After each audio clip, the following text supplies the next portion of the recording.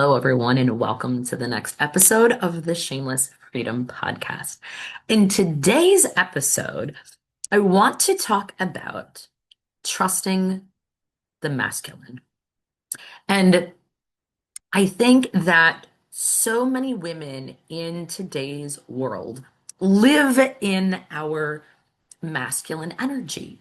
We live our day-to-day lives taking care of and being responsible for everything around us, whether it is taking care of our homes, taking care of our children, taking care of things at the day job, right? Things related to our own body, etc., right? We have so many responsibilities that we make lists, right? To make sure that we get all of the things done that need to get done. Now, there's nothing wrong with that. However, what that can do is put us in masculine mode. Now, many women as well too don't have partners. There are many women that are single, raising their families, and as a result, they have then become the breadwinner, the provider, the strong one, the warrior for their families. And it is a noble thing that we do to put ourselves on the line to provide for our families. And yet, at the same time, that independence and that strength that we have created can also hold us back from calling in the safe masculine energy that we are searching for. Now, let me explain a little bit more. So, in my life, I have been the breadwinner since I can remember. Um, I have always been the one who provided for the family. My ex-husband worked part-time, and I was the one who brought in all of the money for not just the day-to-day expenses, but any of the excursions, extra things, etc. So I've been used to being in that role. Now, the interesting twist to that as well, too, is independence can also be a trauma response in not allowing the masculine to support you. So, I don't know if you guys have ever heard this, but money is masculine and the way we receive it is feminine. So, when you are thinking about opening up to receiving more, this is where tapping into your sacred, sensual, feminine energy comes into play of allowing yourself to feel into body to be open to receive. However, if we have trauma where we do not fully trust the masculine, I don't want to say no amount of um, sensuality, etc., is going to allow that to come into play, but you can be open to receiving in your body, but still have a wall. And that wall is built because of past traumas with men in your life. If you have never felt supported by the masculine, if you have been hurt by men, whether it is a father, a grandfather, a brother, it doesn't matter, a male figure energy of some sort, you can actually take that and put a shield and a block up from allowing that support to come in.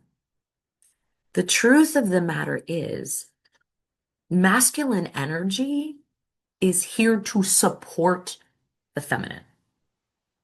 That's what it's made for, right? So, and I'm going to use masculine and feminine energy from an energetic perspective. Um, that masculine energy is that container. Like if you think about a vase and flowers, the vase is that masculine container, and the flowers are the feminine. Now, if you think about a vase just sitting there on its own, it's pretty. However, it accentuates when you put the flowers in the vase. Now think about having flowers. If you just have flowers, but you don't have a vase, you just like lay them on the table, right? Like who just lays flowers on a table? No, you put them in a container so that they can be accentuated, that they can exude and radiate their beauty. So the feminine, the flowers, are being supported by the vase, the masculine container. So I want to invite you to think about, where do you trust or not trust the masculine in your life? So many of us can put on a front, the armor, the shield, the whatever, right? Like we can be as strong and independent and sexy and powerful, whatever, as we want. However, are there spaces that need a little bit of nudging? And maybe you know what they are, and maybe you don't know what they are. And I want to share a little bit more depth about my experience in Mexico, where we did what I would call the trusting the masculine experience.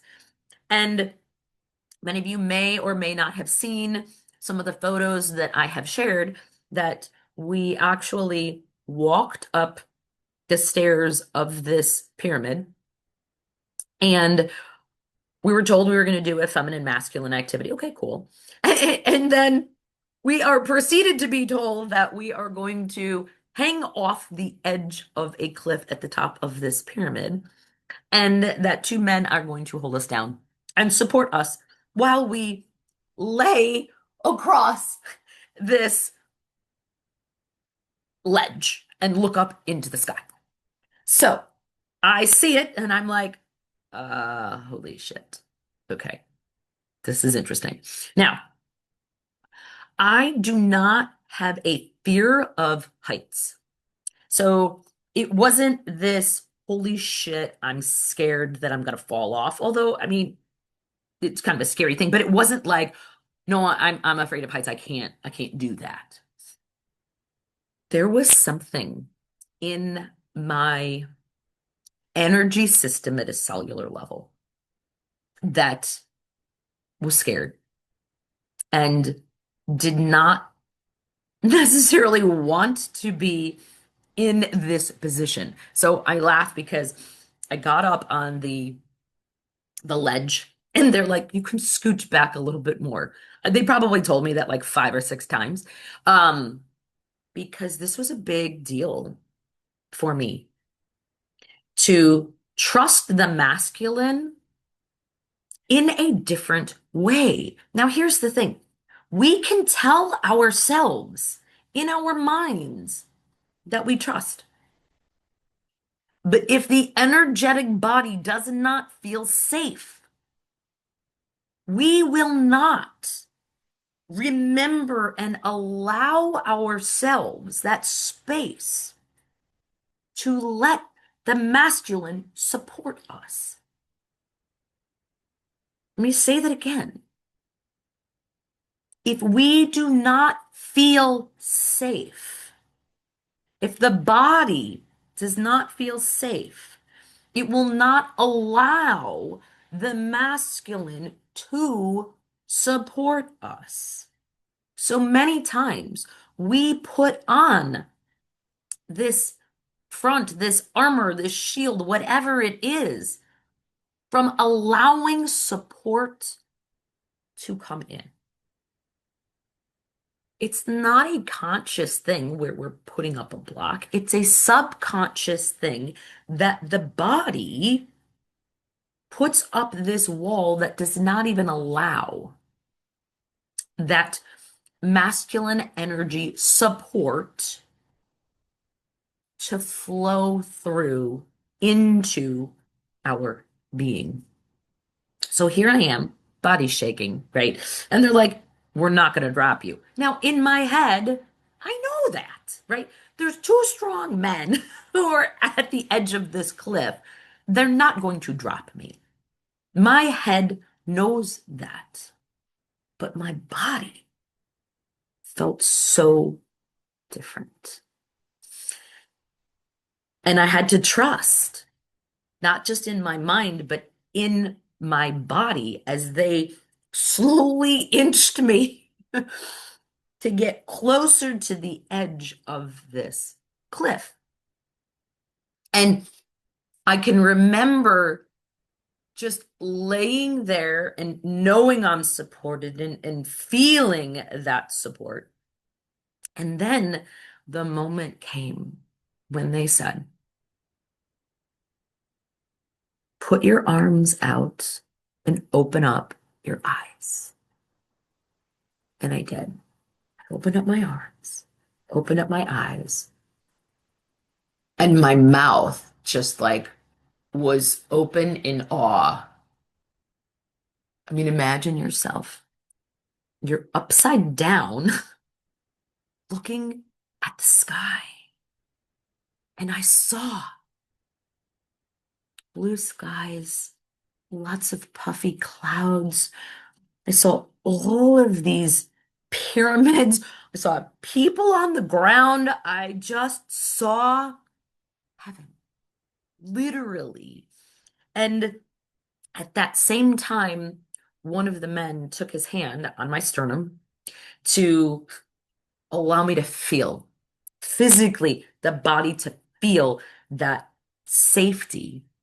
And it was literally if all of this energy from the divine was lasered into my body.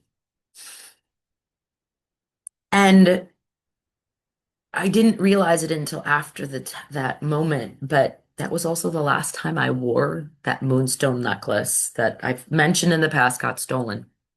And and literally the moonstone necklace was literally right here. This is where he was channeling that energy into my being.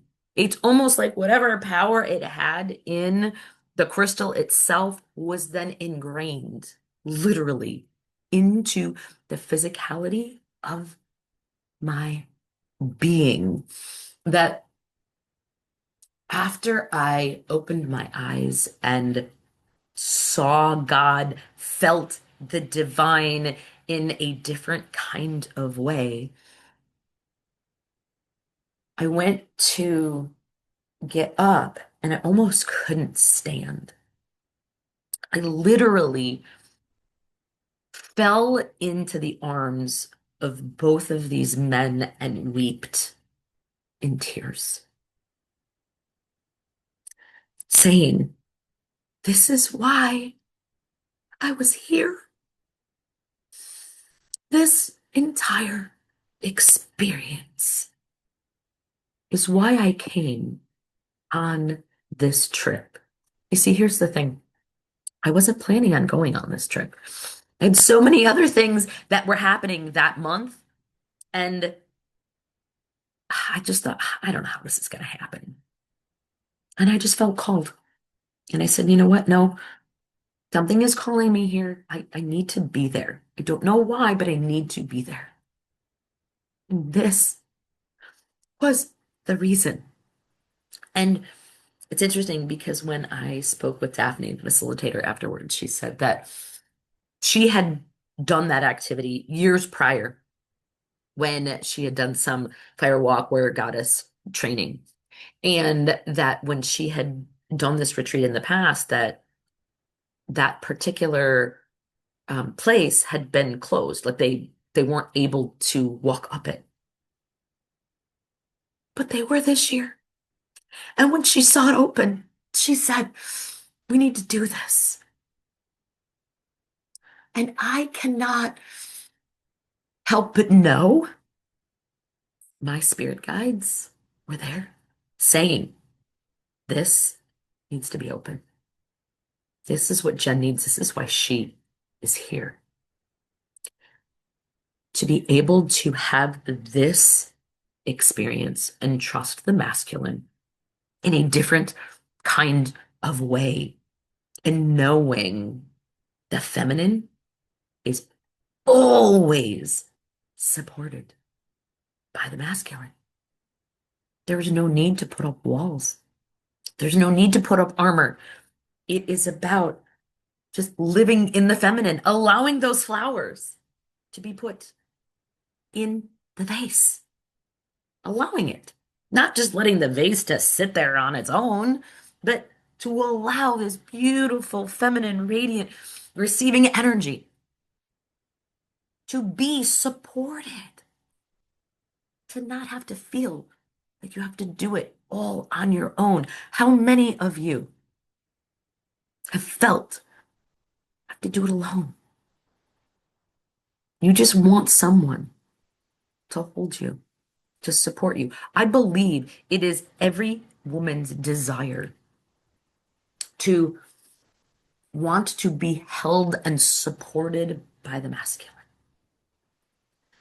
But if you have been hurt, if you have had walls put up that have not allowed you to fully let the masculine support you, then you won't let it in. We need the ability to let the masculine energy, to let others, that container, support us. We don't have to do it alone, but we need to open up our hearts, our minds, our bodies. We need to open up our body. It's not enough to just know it in our head. We need to feel it and know it in the cells of our body.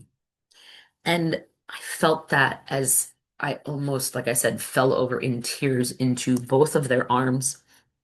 Um, I don't want to say consoling me, that's not the right word, but lovingly supporting me and seeing the transformation that happened in that moment. Here's the thing. It was a, I don't know, 5 to 10 minute moment. I don't know. That didn't count. And yet, there was so much preparation that allowed me to get to that space. Because here's the truth. For years, I wore the badge of the breadwinner. I wore it with pride. I'm a strong, successful, powerful, independent woman who has provided for my family for years since I was married. It's been me. And yet, what I realized along this journey is it came through me. It wasn't me, Jen, as the human. God, the divine, divine masculine, divine feminine provided through me. And opening up to that concept, that theory, has begun to open up new doors of possibility, new doors to receiving, new doors to asking, new doors for allowing support. How often do we not allow that? Do we try to do things on our own? I've recently said yes to a mastermind, and part of me was sitting there saying, should I say yes or not? right? Do I really need a support group? And am I making this from the right decision, right? Am I making this from an empowered place? And the truth of the matter is, life can be easy if we allow it to be. If we allow ourselves to be supported. But so often we don't allow ourselves to be supported. Or when we do say yes and we kind of sort of allow ourselves to be supported, we have a certain level of expectation around it. I'd like to say it's about hope and fear, then doubt, as opposed to embodied power. That when you can trust the masculine for all that it is for, knowing that the masculine is always there to support you. There is always more than you could ever need. When you say yes, you are saying yes to so much more than you realize. There is so much power in this yes. Now, do you have to go to a cliff in Mexico in order to experience this? No, you don't. However, you do need the embodied experience of feeling the trust of the masculine. So I would invite you to consider where you don't trust the masculine and where you emasculate the masculine. I actually have a free download, which is called The Armor of Doubt. And it is all the ways that we as women emasculate men. And for the most part, we don't realize we're doing it. We have no idea we're doing it, whether it's based on our actions or our words, that we are showing up and responding from a place of fear.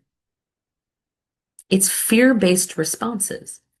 But if you don't know that you're doing that, you can't do anything about it. So if you're intrigued with learning more about where you might be emasculating the masculine and not allowing yourself to be supported and putting up a wall, I invite you to check out the download. I'll put it in the show notes.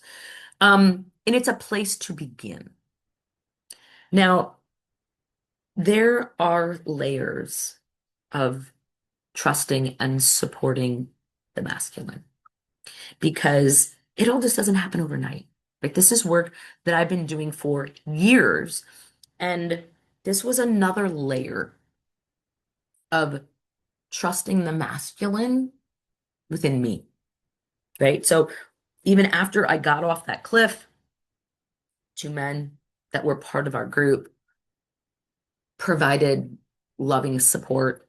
There was another man who saw me just like in tears, like in this whole different state of being, you know, pat me on the back and was like, you know, you're going to be okay. Like, this is great. You did it. And all I just kept saying was, this is why I was here, to feel and know the love and support of the masculine so that it's something that can be expressed in all areas of life. There are components in the bedroom. There are components in your relationships with your children, in your relationship with your spouse, in your relationship with your business, right? Like the masculine energy supports you in so many ways. It's not just in one way, but we need to slowly open up piece by piece. Like most people don't just shift everything, right? In in one session. That it is extremely important and valuable to know that there are men, there is divine masculine energy from source that is there to support you at all times. If you are if you are ready and willing to receive it, do you trust the masculine? Or do you try to do things on your own?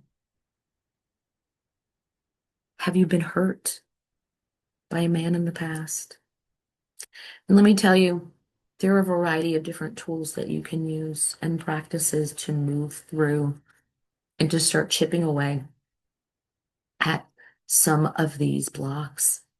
And it takes intentional effort. I'm not going to use the word effort. It takes intention. Let me put it that way. When you ask, you shall receive. But if you don't ask, you won't receive. And I asked Source to help me move through the layers, the next layers of this breadwinner energy, to allow more masculine support in my world, in my container. And that's exactly what happened. I got what I asked for. I didn't know how it was going to show up. And that's the thing for you. You have no idea how it's going to show up. Like I said, it might not be a cliff on a pyramid in Mexico. But here's the thing for me that was really cool. It was at the Temple of the Moon. I was wearing my moonstone necklace. And everything I do is about embracing that feminine energy that is now anchored into me so that I am being used as a vessel and a channel for so many more men and women to understand the power of this work. When you understand the power of our feminine energy at its core and where we block the masculine from supporting us, this is where so much growth happens. But we haven't been taught how to navigate this, right? Our parents didn't know, so they didn't teach us. We don't learn in school. We learn about men and women from relationships. However, we don't have a guide or a map to help us navigate the energies in the relationship and what this all means. Now, granted, if you have a therapist, an energy worker, you may be having conversations with them about this. However, we need more education. We need more awareness around how to talk about this energy, to talk about feminine energy, masculine energy at younger ages to our children, boys and girls. You see, the truth is, and I wrote this in one of my books, as little kids, we teach boys about boners and girls about their periods. And boys we know, they enjoy their boners. They get off on them, they feel pleasure, etc., right? But think about a girl's period. It's been known as dirty, disgusting. You got to deal with it once a month. I mean, there's so many things about it, right? Right there at young ages. This is what you're teaching boys and girls about boys and girls' bodies and what our bodies mean and what the things that happen to them mean. That we need more education around masculine and feminine energy and what it means to trust your feminine energy. Because that's where the receiving comes into play. This is where we're in our minds and we're not in our bodies. We need to learn how to receive, to be comfortable in our own bodies and our own pleasure as a woman, with or without a man. But then to allow that masculine to support us, to be the flowers in that vase, and to allow the men, the masculine, to support us in whatever it is that we desire. I invite you to go and buy yourself some flowers this weekend and to put them in the vase. And as you're doing that, reflect on the power of that feminine and masculine energy. That when you see those flowers, you see the beauty that they radiate and know the power of that vase, that masculine container that holds that for them. And to allow that to be a symbol for your life and to allow yourself to calm rain. So if you have enjoyed this episode, I invite you to download Armor of Doubt or reach out to me and ask me how you can work further and more intentional on allowing yourself to radiate the feminine and to trust the masculine.